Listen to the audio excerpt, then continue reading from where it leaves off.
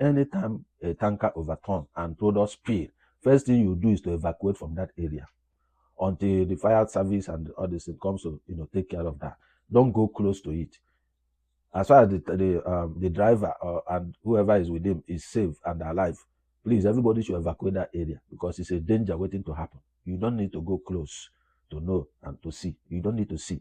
If he bursts and catches fire, the fire will spread to everywhere. Please save yourself and save your family. It is very important.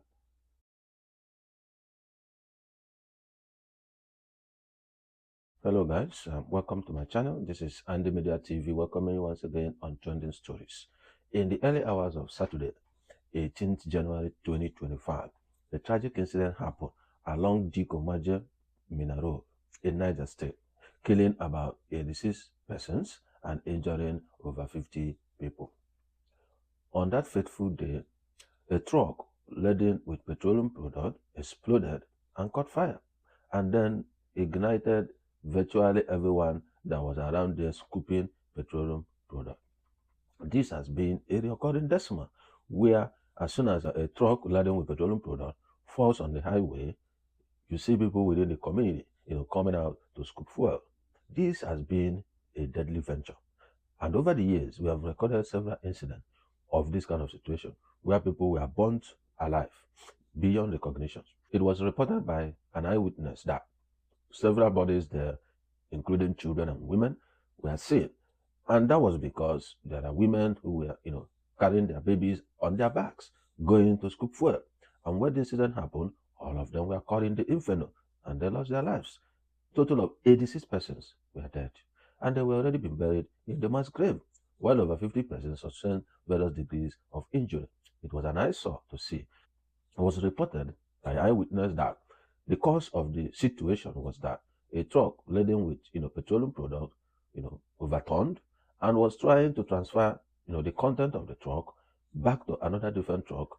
Unfortunately, they brought in a generator to do the transfer. So I think it was the generator that ignited the fire and there was inferno. And the first truck busted and then the fire caught up the second truck and the second truck also exploded. And when this was happening, there are already people around there scooping petroleum product. So it was a disaster, total disaster when this incident happened. And you understand how petroleum product, catches fire. The moment the fire is ignited, it goes miles away. And as we speak, over 15 shops were affected by this fire around the community. So it's something that continued to occur over and over again. And according to report in some of the dailies, that between September 2024 and January 2025, as I speak today, that over 260 people have been killed in this similar circumstance. On September 8, 2024, about 48 persons were killed in Niger State. The same, situation. We have, petroleum, tanker laden with petroleum product fell and people go to scoop fuel and it catches fire and that's it. About 48 persons. Then in October 2024, again, about 144 persons.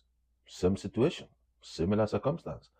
And I don't know why these keep happening over and over again. Now, in 2024, when this circumstance happened, this kind of situation happened last year, 2024, the president of the country said he has reaffirmed government commitment to reviewing and enhancing fuel transportation safety protocols. Okay? And that the police will also put adequate measures in place to ensure safety on the road. They have other agencies like the Federal Road Safety Commission and all that who, patrols around the roads to see, how, road users make use of the road.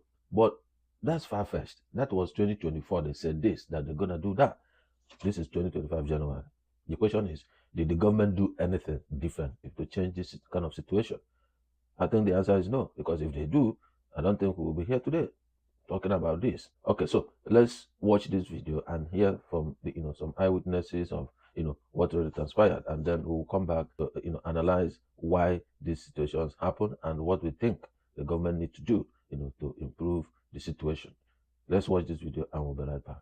Don't go away. Residents of Suleja and neighboring communities woke up Saturday morning to an horrific tragedy of a tanker explosion, claiming over 60 lives including pregnant women and children.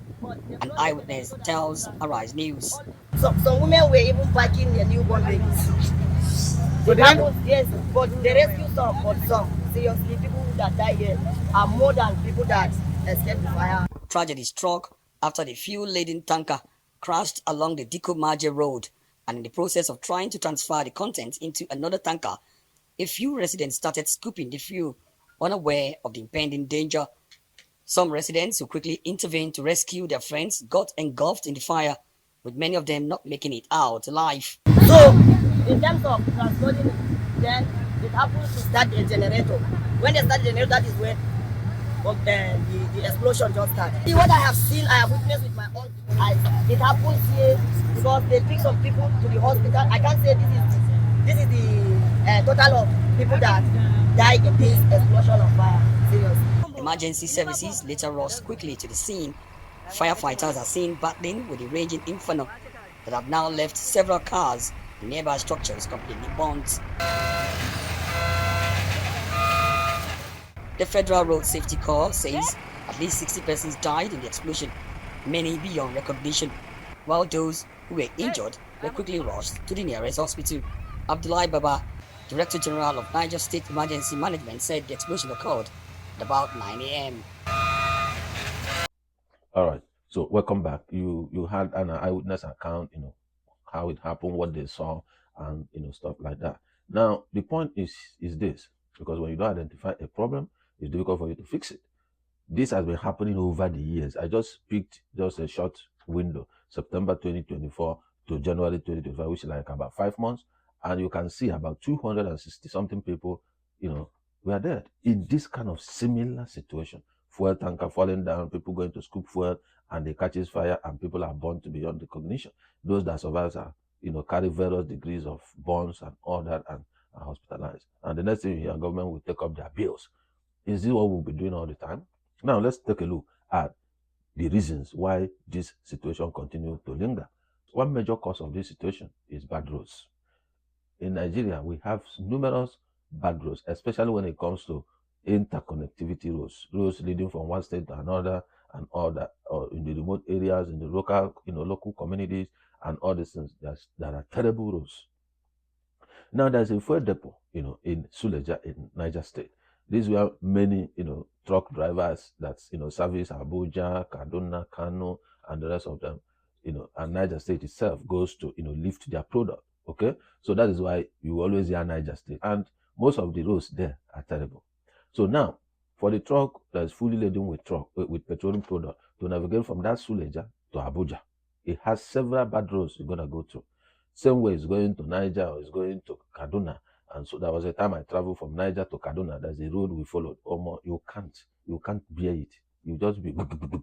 He said it was a terrible road. And I was asking, why can't government fix this? Because it's shorter to go to Kaduna than coming down to Abuja area, to navigate to the express to, go to Kaduna. So this has been what Nigerians are going through. And that's why most of us were agitating and asking the presidency, why are you commissioning coastal highways that will cost Nigeria trillions of naira when internal roads people use on daily basis are not yet serviced? They are terrible. Go to Auchi Edo Road, go several of them, even Abuja to Lokoja, from the capital to Lokoja, close to Abuja. You're gonna see the moment you leave Abuja, you begin to observe that you are no more in Abuja, because the state of the road is gonna tell you that you are out of the capital city. So these are part of the problem. So when these roads are bad and terrible, the truck overturns in several occasions. And that was it. And the moment they overturn, hungry Nigerians, ignorant Nigerians will begin to rush there, because to them it's a free product. So they scoop it. Some who succeed, they sell it as black market, standing on the road, just to make some money to be able to feed. And most of them don't understand the implications. That the moment any single naked fire comes there, that they are all gone, because you can't escape. You can't run away from the inferno that will, be ignited by this naked fire. So that is the problem. Governments should be doing what? Fixing internal roads that people use on daily basis. Don't forget, it's this same road that people transport food products from the farm to the market. And if you check the cost of transporting these food products from there to the market, it's part of what makes food prices to increase, because the transporter going to charge you a whole hell of money because of the implication of the road to his vehicle. Once he's done with that, he's going to go fix his car, his truck, or bus, or whatever. And he's going to pay a hell of money. So he charges the farmer, and the farmer adds it to the cost of the product. So these are the issues that we have. The point is, what is government doing to fix these roads, especially road that connect states to the other? And I've said this over and over again, that the state government need to come together to think and make a joint budget on how to fix roads connecting each of them, because this connectivity roads is what brings about development. People can easily travel from one state to another without any problem. And when the roads are bad, that's when you see kidnappers launching around those areas, because they know you're going to slow down, whether you like it or not. You must slow down to pass through those areas, and they'll be able to round you up and kidnap you. And these are also the portion where you have the police checkpoints in some cases extorting people as well. Instead of providing security, they even create traffic jam. They also extort people and delay people on their trips and all that. So there are a whole lot of problems when it comes to poor road infrastructure. And billions, in fact, they have borrowed different kinds of bond, the Sukuk bond, and just name them. They have borrowed loans that they're going to fix infrastructure. Where are the infrastructure? That is the question. So government need to do more to tackle roads. Again, another issue is what? Lack of rail network. In US here, I always see there's a different rail track for the train that carries or that lifts petroleum products. You can't see tanker carrying fuel from one filling station to another here. It's difficult for you to see. They already have a system, a structure that makes it safer, for the people. And there are filling stations near residential buildings here. There are safety protocols you have to meet to be able to establish all this kind of stuff. And they have a systematic way of transporting these products to different filling stations. So Nigeria needs to do more, improve on the infrastructure. When you people are there busy buying SUVs for yourselves, buying Cadillac, buying yacht, buying presidential jet, taking care of yourself while the citizens are suffering. These are the things that brings development when you improve your infrastructure.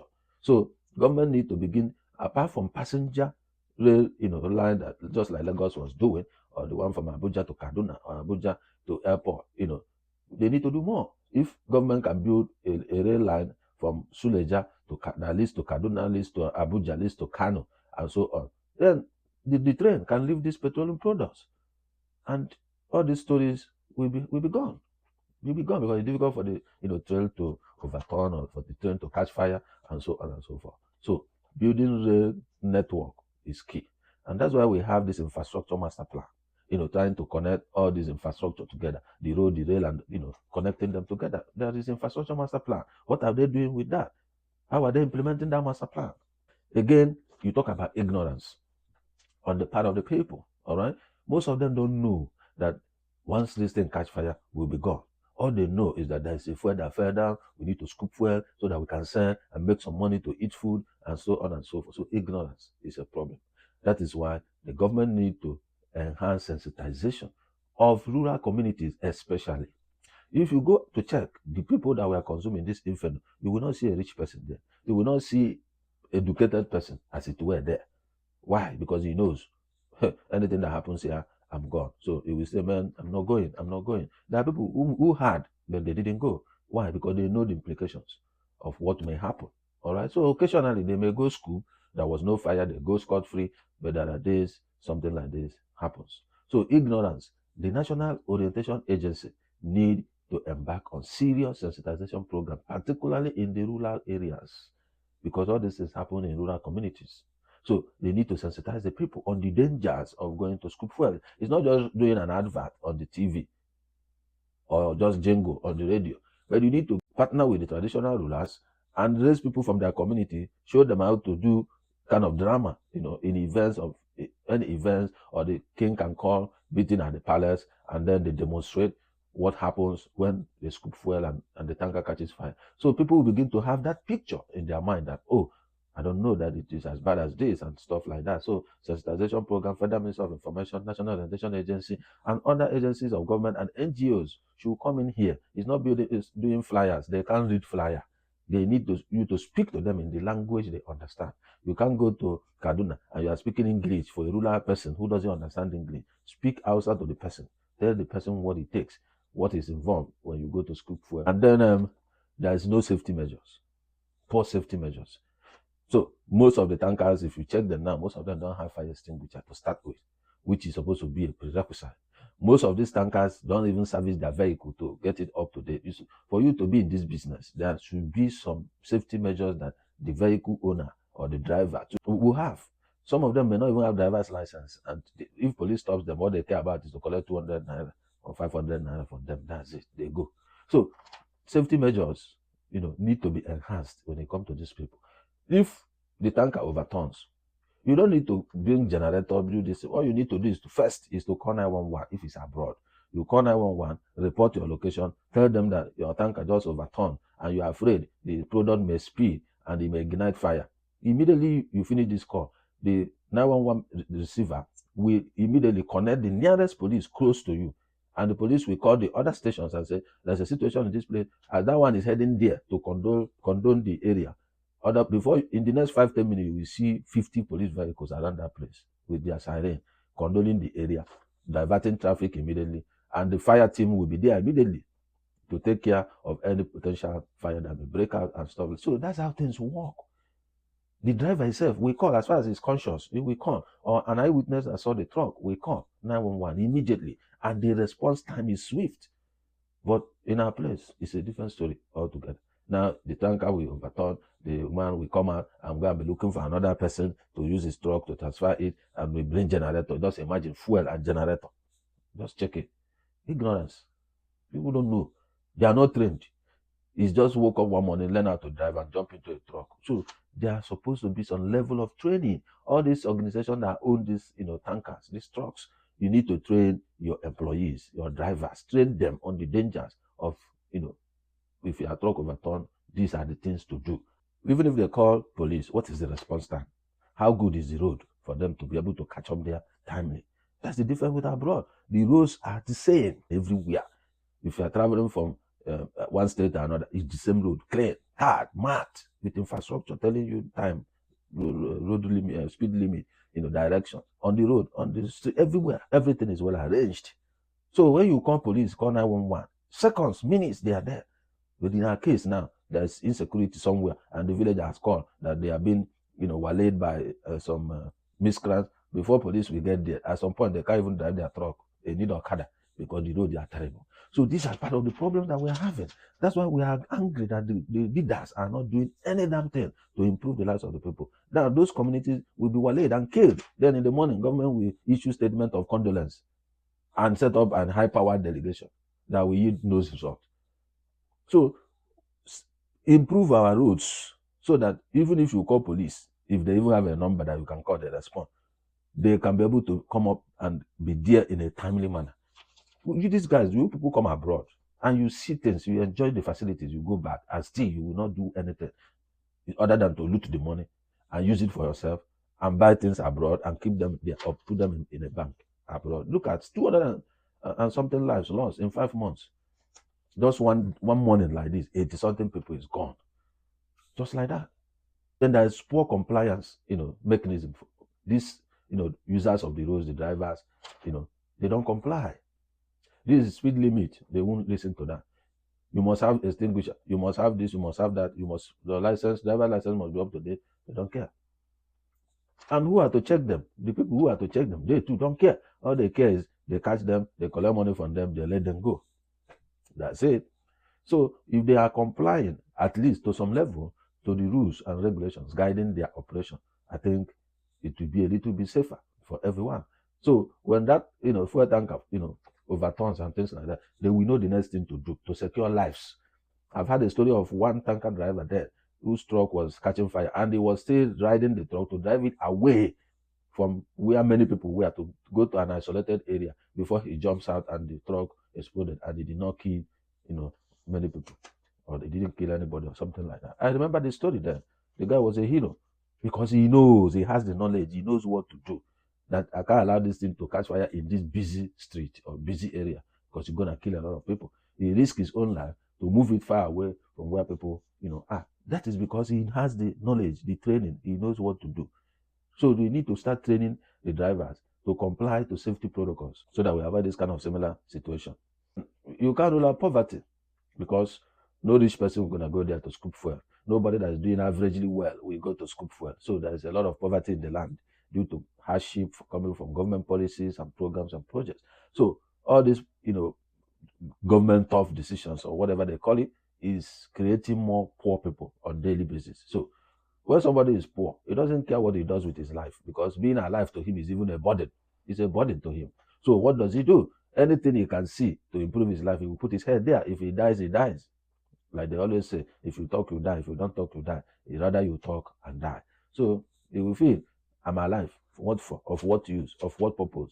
I'd rather go do this. If I succeed, fine. If I don't, so be it. And the person puts his head. And if he's consumed by fire, he doesn't care. Because there's poverty in the land. Initially, we were told that about 133 million Nigerians are living in below poverty, like now, this was prior to this government, this administration. So by now, that this administration has come in, making their unquote tough decisions, then the number must have jumped from 133 to maybe 180, as the case may be. So you now see the quantum of people already living in poverty, below poverty line, or averagely on top of poverty, whichever way you want to analyze. So hunger, hardship, poverty can push people into danger that they don't care the implications. So these are the things we need to look at. Government needs to put policies that will draw people out of poverty. If you don't leave these people out of poverty, you will continue to dig mass grave, because as soon as the next truck that falls tomorrow, you will see people going to scoop fuel. And if it catches fire, you will still bury other people again. You can't run away from it. It doesn't matter whatever government says and condolence message they issue. You continue to issue condolence messages. A report reaching us was that when the Federal Ministry of Information Minister, went to visit the emir of the area where this incident happened. So he mentioned that the government have set up, a committee, a stakeholders committee, to look into the remote and the immediate causes. I don't really understand these people. They just can't speak grammar. What is the remote and the immediate causes? You didn't know what happened there. Which other remote or immediate causes you want to see? The roads in those areas, how good are they that you are looking for remote and the immediate causes? There's nothing to look for. Fix the road, improve compliance, measures, and then create a line where people can call when they are in distress on the road. Improve patrols, not patrols that will be collecting 200 naira from them or 500 naira from them, but patrols that once they cite anything, they go and condone the place and then make sure that people are secure. You are certain which you are waiting for recommendation from this committee. It's okay, no problem. Last year, your president said they're going to improve the measures, they're going to tackle this, they're going to make sure that this never happened again. It has happened again. It has happened again. He said it in September last year. October, another incident happened. People died. 144 people died last year in one incident alone. And then this is January 2025. In 5 months, within the period they said this incident happened how many times? So if they give you recommendation and say that the oil roads leading from fuel depot to different locations need to be tied, will you tie them? Will you fix the road? So what are you deceiving yourself?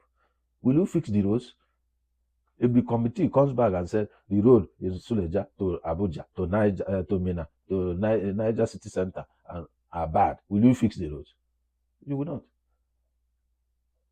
So if they say there is a lack of police presence to condone the area, will you dispatch police to be on those routes continuously? Will you? Can you fuel their vehicles to be patrolling there? If anything happens to condone the place and ensure security, will you? So why are we deceiving ourselves? You know already the problem, and you're asking committee, and they will spend millions to those committee to come and write and give us what we already know. Is it the first time this thing is happening? Are there no committee reports in other incidents that happened in the past? So why setting up committee? Just for people to feel like you people are working. You are not doing any damn thing. And I keep saying it.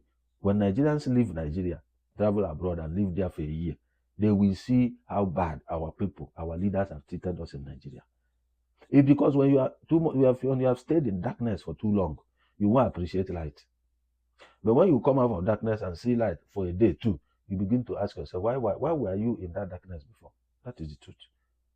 Can't leaders just sit down for once and think of Nigeria for once? Think about the people and do things that will improve the lives of the people. Why will we always bury our people burnt alive all the time?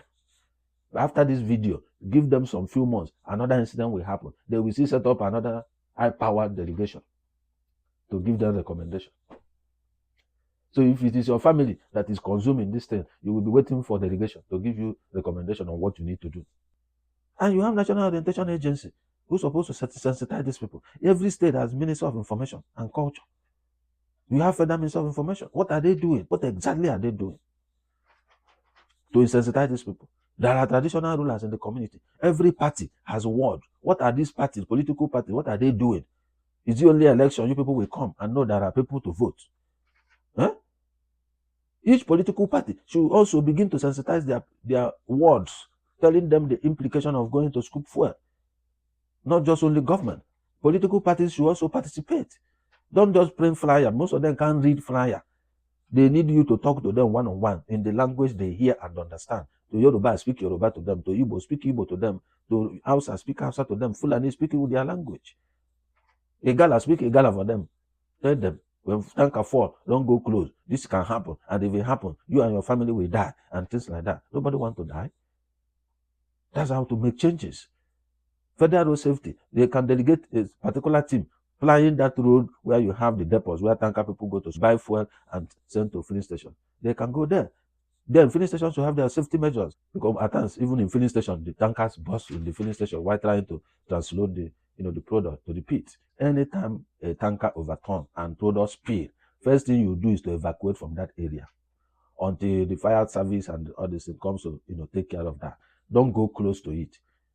As far as the driver and whoever is with him is safe and alive, please, everybody should evacuate that area because it's a danger waiting to happen. You don't need to go close to know and to see. You don't need to see. If he bursts and catches fire, the fire will spread to everywhere. Please, save yourself and save your family. It is very important. In 5 months, 260-something people is gone. Burnt alive. Burnt. Not just that they died, they were burnt, roasted. You can't even recognize anybody. And they can't even do DNA to know who and who are there. They just pack them, put them in mass grave, and that's the end. Abroad, they will do DNA to let the families know this is your son is there, or your daughter is there, or your wife is there, and so on. Through DNA, they will know who and who is there. But these people now, they are dumping the pit and closed up. So their family, when you don't see your son or daughter or wife return 2 days, 3 days, 4 days, you will know it's part of those people. Terrible experience. Terrible way of closure to your family member. In conclusion, I just want to put it out there that the government, the rural communities, the state government, individuals, political parties, the churches, the mosque need to do so much in sensitizing the people, particularly those in rural communities, on the dangers of going to an overturned truck to scoop fuel. That once there is any naked fire, it ignites the whole place and nobody can escape. I remember the Abuleba issue in Lagos. It killed over 200 and something people. All were roasted alive. I saw the video then. It was gory. So, please, talk to your family members, talk to your friends in the village, the traditional rulers, the imams, the mosque, the Islamic school, Islamia school, just name them any channel, even in primary and secondary schools. Please sensitize your people. In the university, let every lecturer, before you start teaching, please speak, let people know this.